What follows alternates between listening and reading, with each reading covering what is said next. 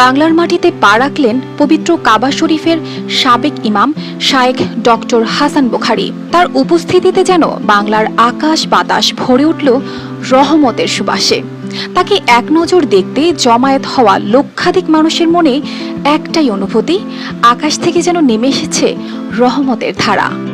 দারুল উলুম মহিউস সুন্নাহ মাদ্রাসায় আয়োজিত জুমার নামাজে ইমামতি করেন আয়োজক কমিটির মোহতামিম মাওলানা সালাহ উদ্দিন জাহাঙ্গীর জানান, এই নামাজে লক্ষাধিক মুসল্লি অংশগ্রহণ করেন।